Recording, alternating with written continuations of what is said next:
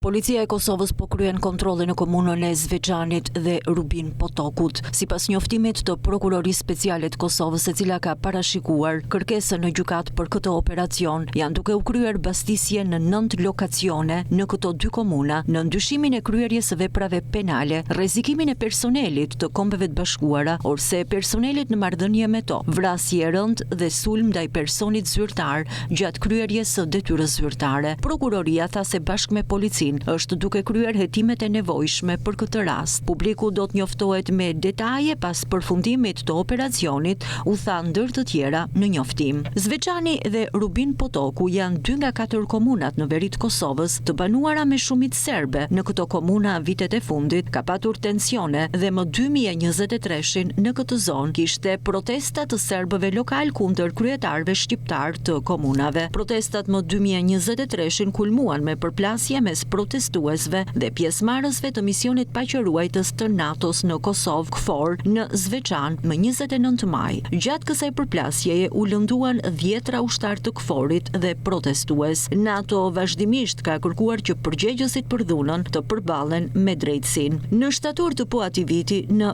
Banjsk të Zvexhanit, një grup i serbëve të armatosur sulmoi policinë e Kosovës duke vrarë një rreshter. Policia e Kosovës e konsideron këtë sulm terrorist dhe për të fajson Serbin. Përgjegjësinë për sulmin e ka marrë Milan Rajdočić, ish nënkryetari i listës serbe, partisë kryesore të serbëve në Kosovë, që gëzon mbështetjen e Beogradit. Kosova ka ngritur akt akuzë ndaj tij dhe personave të tjerë që dyshohen për këtë rast, por vetëm ndaj 3 personave po zhvillohet gjykimi, pasi të tjerët janë të paarritshëm për autoritetet e Kosovës. Kosova kërkon që Serbia të dorëzojë Rajdovićin dhe të dyshuarit e tjerë për Bajskën, ndërsa Bashkësia Ndërkombëtare kërkon që ata të përballen me drejtësinë.